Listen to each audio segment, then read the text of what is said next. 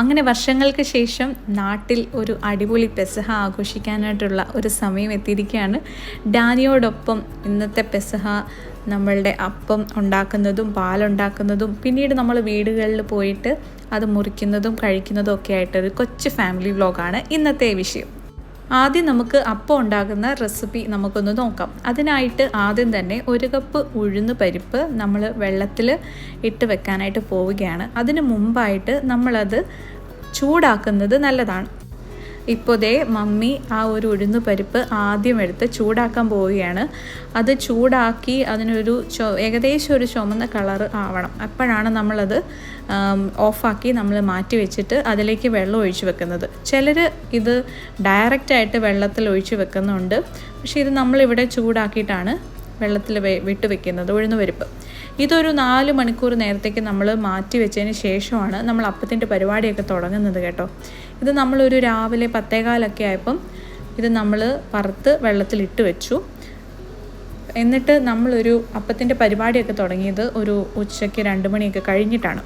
അപ്പോൾ ഇതിലേക്ക് നമ്മൾ വെള്ളത്തിൽ ഇട്ട് വയ്ക്കുകയാണ്. ഈ ഒരു പരുവത്തിലാണ് നമ്മൾ ഉഴുന്ന് പരിപ്പ് ചൂടാക്കി എടുക്കേണ്ടത്. ഇനി അതിലേക്ക് ആവശ്യമായ വെള്ളം ഒഴിച്ചു വെക്കുകയാണ്. അതൊന്ന് നികന്ന് കിട്ടാൻ വേണ്ടി ഒരു സ്പൂൺ വെച്ച് ഇളക്കി നമ്മൾ അതിലേക്ക് വെള്ളത്തിലേക്ക് ശരിക്കും അത് ലയിപ്പിച്ച് വെക്കുകയാണ്. ഇനി നമ്മൾ 4 മണിക്കൂറിന് ശേഷം ഇത് നോക്കിയാൽ മതി.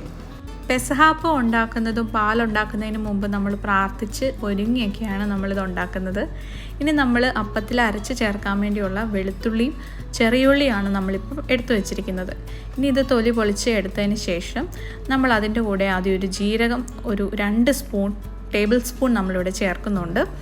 ആദ്യം ആ 2 ടേബിൾ സ്പൂൺ ജീരകം ചേർത്തതിന് ശേഷം ചെറിയുള്ളിയും വെളുത്തുള്ളിയും അതിലേക്ക് ചേർത്ത് കൊടുക്കുകയാണ്. ചെറിയുള്ളി കുറച്ച് കൂടുതലുണ്ട്, വെളുത്തുള്ളി കുറച്ച് അധികം കുറവാണ്. അപ്പോൾ അതിന് ശേഷം നമ്മളത് മിക്സിയിൽ അടിച്ചതിന് ശേഷം നമ്മൾ മാറ്റി വെക്കുക. അപ്പോഴേക്കും നമ്മൾ ഉഴുന്ന് പരിപ്പ് വെള്ളത്തിലിട്ടത് റെഡിയായിട്ടുണ്ടാവും. ഇനി അതും നമ്മൾ ഒരു മിക്സിയിലേക്ക് അടിച്ചെടുക്കുക. ഈ ഉഴുന്ന് പരിപ്പ് മിക്സിയിൽ അടിച്ചെടുക്കാൻ മാത്രം നമ്മൾ വെള്ളം ചേർത്താൽ മതി. അതിന് മുമ്പ് ജീരകത്തിനും വെളുത്തുള്ളിക്കൊന്നും അതിൻ്റെ ആവശ്യമില്ല. അതിന് ഓൾറെഡി വെള്ളം ആഡ് ചെയ്യേണ്ട ആവശ്യമേ ഇല്ല. ഇതാണ് ഉഴുന്ന് പരിപ്പിൻ്റെ ഒരു പരുവം എന്നുള്ളത്. പപ്പ അപ്പോഴേക്കും ഞങ്ങൾ കുരിശപ്പത്തിന് ഒരു പ്ലേറ്റ് തയ്യാറാക്കി വെച്ചിരുന്നു. അല്ലാതെ ബാക്കി കുറച്ച് അപ്പം നമ്മൾ വീടിൻ്റെ പരിസരത്തുള്ളിടത്ത് കൊടുക്കാനും ഒക്കെ ആയിട്ട് നമുക്ക് കുറച്ച് കൂടുതൽ കഴിക്കാനൊക്കെ ആയിട്ട് നമ്മൾ വാഴയിലയിൽ ബാക്കി അപ്പം വെക്കുകയാണ്. അപ്പോൾ അതിനുവേണ്ടി വാഴയില കഴുകി തൂത്തെടുക്കുകയാണ്. ഇനി നമ്മൾ അപ്പത്തിൻ്റെ പരിപാടി തുടങ്ങി. അതിനു വേണ്ടി നമ്മൾ പച്ചനെല്ല് അരി പൊടിച്ചതാണ് നമുക്ക് എടുത്തിരിക്കുന്നത്. നമ്മളിന്ന് 2 കിലോയുടെ അരിപ്പൊടി വെച്ചാണ് ഉണ്ടാക്കുന്നത്. അപ്പോൾ അതിനാദ്യം തന്നെ അതൊന്ന് ജസ്റ്റ് ഒന്ന് ചൂടാക്കി എടുക്കുകയാണ്. എന്നിട്ട് അതൊന്ന് ആറി വരുന്നതിന് ശേഷം നമ്മളൊരു 3 തേങ്ങ ചിരകിയത് ഇതിലേക്ക് ചേർത്ത് കൊടുക്കുകയാണ്. എന്നിട്ട് ഇത് നല്ലതുപോലെ ഇളക്കേണ്ടതായിട്ടുണ്ട്. ഞങ്ങളുടെയൊക്കെ വീടുകളിൽ പരമ്പരാഗതമായിട്ട് ഞങ്ങളുടെ വീട്ടിലെ കുടുംബനാഥനാണ് ഇത് ഉണ്ടാക്കുന്നതൊക്കെ. ഇത് കുഴയ്ക്കുമ്പോഴൊക്കെ ഇതിനാവശ്യമായ വെള്ളവും കാര്യങ്ങളൊക്കെ നമ്മൾ ചെറുതായിട്ട് ചേർത്ത് കൊടുക്കുന്നുണ്ട്. അപ്പോൾ ആദ്യം തന്നെ നമ്മൾ വെളുത്തുള്ളിയും ചെറിയുള്ളിയും ജീരകവും കൂടെ നമ്മൾ മിക്സിയിൽ അടിച്ചു വെച്ചിരിക്കുന്നത് ഇതിലേക്ക് ചേർത്ത് കൊടുക്കുകയാണ്.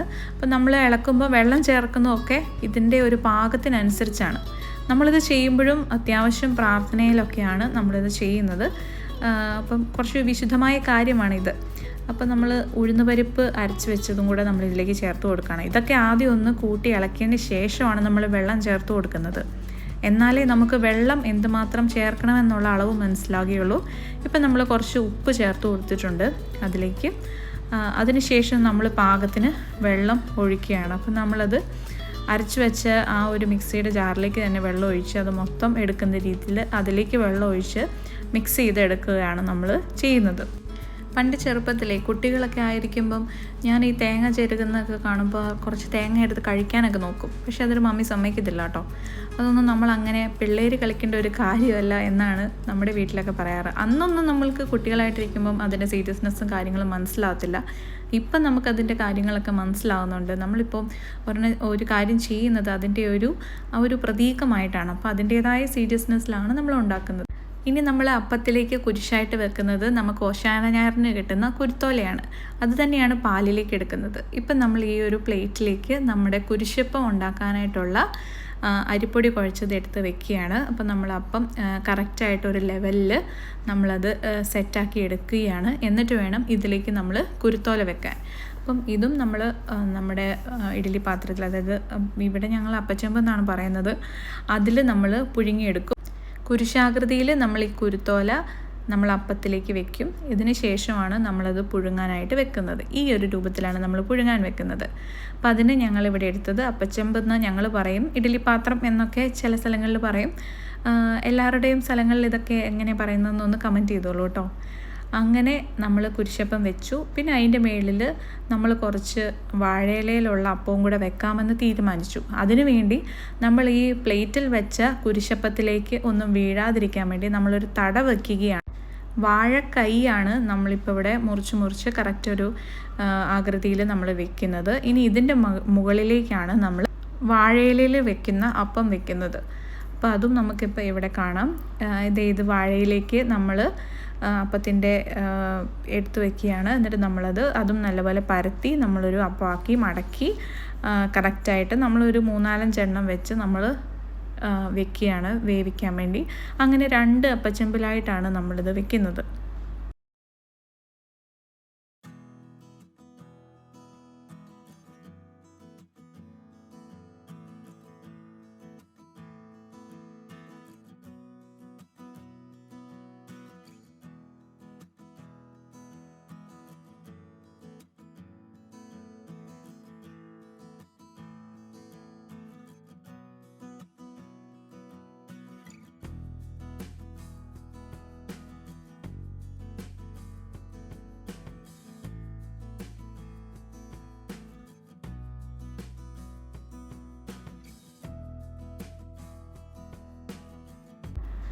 അങ്ങനെ ഞങ്ങൾ അപ്പച്ചെമ്പിൽ വെച്ചു. ഒരു 1 മണിക്കൂർ മിച്ചം ഇരുന്നപ്പോൾ ഇത് സെറ്റായി വന്നിട്ടുണ്ട്. ഇതിന് ശേഷം നമ്മൾ ചൂടൊക്കെ ആറാൻ വേണ്ടി നമ്മളൊന്ന് ജസ്റ്റ് എടുത്ത് പുറത്തേക്ക് എടുത്ത് വെക്കുകയാണ്. ഇവിടെ എന്താണ് രീതി എന്ന് പറഞ്ഞു കഴിഞ്ഞാൽ, ഇവിടെ പപ്പായുടെ ചേട്ടാനിയന്മാരുടെ എല്ലാം വീടുകളിൽ പോയിട്ട് നമ്മൾ അപ്പം മുറിക്കും. അതൊരു രസം തന്നെയാണ് കേട്ടോ. കുരിശുവര പ്രാർത്ഥനയ്ക്ക് ശേഷം ബൈബിളൊക്കെ വായിച്ച് ആ വീട്ടിലെ ഗൃഹനാഥനായിരിക്കും അവിടുത്തെ കുരിശപ്പം മുറിക്കുക. അതിനുശേഷം അപ്പം എല്ലാവർക്കും വീതം വെച്ച് തരും. പിന്നെ അതിൻ്റെ കൂടെ പാലും. അങ്ങനെ നമ്മൾ 6 വീടുകളിൽ പോയിട്ട് നമ്മൾ അപ്പം മുറിച്ച് പാല് കുടിക്കുകയായിരുന്നു. അതിൻ്റെ ചെറിയ വീഡിയോസായിട്ട് ഞാൻ എടുത്തു വെച്ചിട്ടുണ്ട്. അതെല്ലാം ഈ വീഡിയോയിൽ ഉൾപ്പെടുത്തുന്നതായിരിക്കും. അപ്പോൾ നമ്മൾ ഏകദേശം അപ്പത്തിൻ്റെ പരിപാടിയൊക്കെ കഴിഞ്ഞിട്ടുണ്ട്. ഇനി നമ്മൾ പാലുണ്ടാക്കുന്ന ചടങ്ങിലേക്കാണ്. അതിന് നമ്മൾക്ക് വേണ്ടത് തേങ്ങാപ്പാലാണ്. 1-ാം പാല്, ഇത് 2-ാം പാല്, ഒരു 3-ാം പാലായിട്ട് നമ്മൾ വെള്ളമൊക്കെ ചേർത്തുള്ളത് എടുത്തു വെച്ചിരിക്കുകയാണ്. ഇനി ഇതിലേക്ക് നമ്മൾ ഏലക്ക പൊടിച്ചതും ചുക്ക് പൊടിച്ചതും ജീരകം പൊടിച്ചതും ഈ പാലിലേക്ക് നമ്മൾ ചേർക്കേണ്ടതായിട്ടുണ്ട്. അതുമാത്രമല്ല, ഈ ഒരു പാലിന് ചെറിയൊരു കൊഴുപ്പ് പോലെ കിട്ടാനായിട്ട് നമ്മൾ കുറച്ച് ആ ഒരു അരിപ്പൊടിയിൽ നമ്മൾ ഇതേ സാധനങ്ങൾ, അതായത് ജീരകവും ഏലക്ക ചുക്ക് പൊടിച്ചത് നമ്മളൊന്ന് തിരുമ്മി അതിലേക്ക് കുറച്ച് വെള്ളം ഒഴിച്ച് നമ്മൾ മാറ്റി വെക്കുന്നുണ്ട്. ഇനി നമ്മളിന്ന് ശർക്കര ഉപയോഗിച്ചത് ഒരു 6 ഉണ്ടയാണ് നമ്മൾ ഉപയോഗിച്ചത്. ഈ 6 എണ്ണവും നമ്മളൊരു പൊടിച്ച് ഏകദേശം ചെറുതായിട്ടൊന്ന് പൊടിച്ച് ഇടികല്ലിൽ പൊടിച്ച് വെച്ചിരിക്കുകയാണ്. ഇതിന് ശേഷം നമ്മൾ ഈ ശർക്കരയാണ് ഈ പാലിലേക്ക് നമ്മൾ ആഡ് ചെയ്യുന്നത്. ആദ്യം 3-ാം പാലായിട്ട് എടുത്തു വെച്ചിരിക്കുന്നതിനകത്തേക്ക് നമ്മൾ ശർക്കര ഇട്ട് കൊടുക്കുകയാണ്. എന്നിട്ട് ഇത് തിളച്ച് വരുമ്പോഴേക്കാണ് നമ്മൾ 1-ാം പാലും 2-ാം പാലും ചേർത്ത് കൊടുക്കുന്നത്. അപ്പോൾ ആദ്യമേ നമ്മളത് തിളപ്പിക്കാൻ വെക്കുമ്പോൾ തന്നെ നമ്മുടെ കുരുത്തോല കുരിശാകൃതിയിൽ നമ്മൾ അതിലേക്ക് ഇട്ട് കൊടുത്തിരിക്കുകയാണ്. എന്നിട്ട് നമ്മൾ കണ്ടിന്യൂസ് ഇളക്കിക്കൊണ്ടേയിരിക്കണം. അങ്ങനെ ഇളക്കി കുറച്ചൊന്ന് തിളച്ച് വരുമ്പോഴേക്കും നമ്മൾ ഇതിനാവശ്യമായ കുറച്ച് ഉപ്പ് ചേർത്ത് കൊടുക്കണം. ഇടയ്ക്ക് ഡാനി ബഹളമായിരുന്നു, അതാണ് നിങ്ങൾ കണ്ടത് ഇടയ്ക്ക്. അതിനുശേഷം നമ്മൾ അതിലേക്ക് 1-ാം പാല് 2-ാം പാല് അങ്ങനെ ചേർത്ത് കൊടുക്കുക. ഇനി അതിന് ശേഷം നമ്മൾ അരിപ്പൊടിയിൽ മാറ്റി വെച്ചിരിക്കുന്ന ഈ ജീരകം ചുക്ക് ഏലക്ക പൊടിച്ചു വെച്ചതും കൂടെ ഇതിലേക്ക് ചേർത്ത് കൊടുക്കുക. ഇനി അത് ഒന്ന് കുറുകി വരുമ്പോഴേക്കും നമുക്കത് ഓഫ് ചെയ്ത് വെക്കാം. ഇപ്പം ഞങ്ങൾ അപ്പവും പാലും ഒക്കെ റെഡിയാക്കി ഇവിടെ വെച്ചേക്കാണ്. വൈകുന്നേരം കുളിയൊക്കെ കഴിഞ്ഞ് കുരിശുവര പ്രാർത്ഥനയൊക്കെ കഴിഞ്ഞിട്ട് ഞങ്ങളിതേ 1-ാം വീട്ടിലേക്ക് കയറിയിരിക്കുകയാണ്. ബേബി പപ്പയുടെ വീട്ടിലേക്ക് കയറി. ഇവിടെ നമ്മുടെ ബേബി പപ്പ ഈ കുരിശപ്പം മുറിച്ച് ഞങ്ങൾക്ക് എല്ലാവർക്കും തരും. അങ്ങനെ ഞങ്ങൾ എല്ലാവരും കൂടെ കൂടി ഡാനി അവിടെ പിള്ളേരുമായിട്ട് കളിയാണ്. അങ്ങനെ നല്ലൊരു ഈവനിങ് ആയിരുന്നു അന്ന്. അങ്ങനെ അവിടുന്ന് ഞങ്ങൾ അപ്പം തന്നെ അപ്പവും പാലും കുറച്ച് കഴിച്ചതിന് ശേഷം നമ്മളിനി അടുത്ത വീട്ടിലേക്ക് പോകും. അങ്ങനെയാണ് ഒരു ചടങ്ങ്. അവിടെ ട്രഡീഷണലായിട്ട് ഇങ്ങനെ തന്നെയാണ് വർഷങ്ങളായിട്ട് ഇത് ചെയ്തുകൊണ്ടിരിക്കുന്നത്. അപ്പം അങ്ങനെ ചെറിയൊരു പ്രാർത്ഥനയ്ക്കും ബൈബിൾ വായനയ്ക്കും ശേഷം അവിടുത്തെ കുടുംബനാഥൻ ഞങ്ങൾക്കെല്ലാം അപ്പവും പാലും എടുത്തു തരുന്നതാണ്. അങ്ങനെ ഞങ്ങളെല്ലാം അവിടെ നിന്ന് കഴിച്ച് തൊട്ടടുത്ത ഓരോരോ വീടുകളിലായിട്ട് പോകും. അപ്പോൾ എല്ലാവരും പിന്നെയും വണ്ടി കയറി അടുത്ത വീട്ടിലേക്ക് പോയി. ഇത് സൈമൺ അപ്പാപ്പിയുടെ വീട്ടിലേക്ക് പോയി. ഇവിടെ ആകെ ഇപ്പോൾ ഈ 3 പിള്ളേരേ ഉള്ളൂ. അപ്പോൾ അവർ ബെഡിലൊക്കെ ഇരുന്നു. അപ്പോഴത്തേക്ക് സൈമൺ അപ്പാപ്പി നമ്മുടെ കുരിശപ്പം മുറിച്ചു. പിന്നെ നമ്മുടെ ഒരു പ്രാർത്ഥനയും ബൈബിൾ വായനയും ഉണ്ട്. അതിനുശേഷം നമുക്കെല്ലാം അപ്പവും പാലും തരും.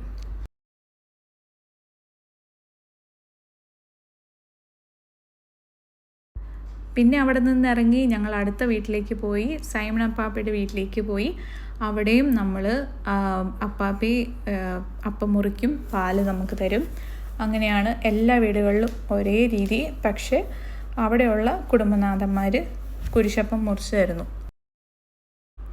അതിനുശേഷം ഞങ്ങൾ അടുത്ത ആളുടെ വീട്ടിലെത്തി, ജോണപ്പാപ്പിയുടെ വീട്ടിലെത്തി. ഇവിടെയും ജോണപ്പാപ്പി അപ്പം മുറിച്ച് പാലും ഞങ്ങൾക്ക് തന്നു. ഇവിടെയും പ്രാർത്ഥനയും കാര്യങ്ങളും ഉണ്ടായിരുന്നു.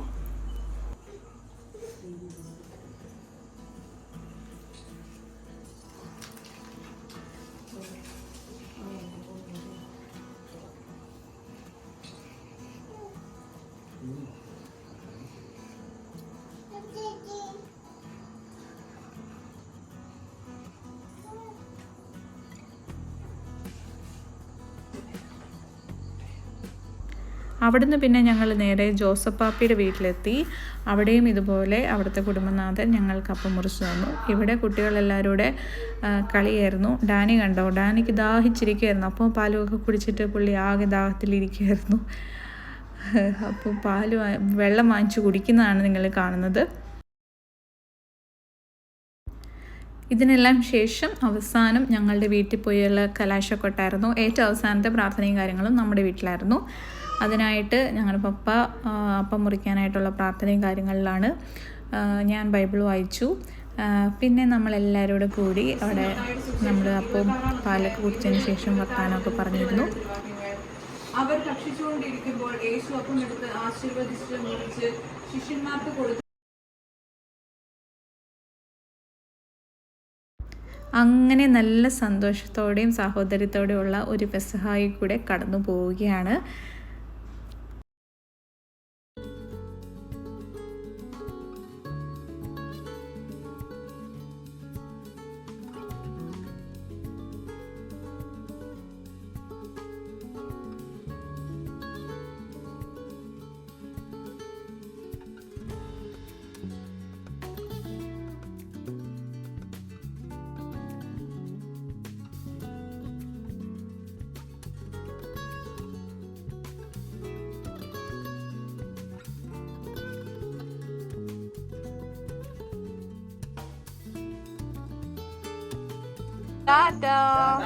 അപ്പോൾ എല്ലാവരും 10-10:30 ആയപ്പോൾ പിരിഞ്ഞു പോയി. അപ്പോൾ ടാറ്റാ, ബൈ ബൈ. അടുത്ത വീഡിയോയിൽ കാണാം.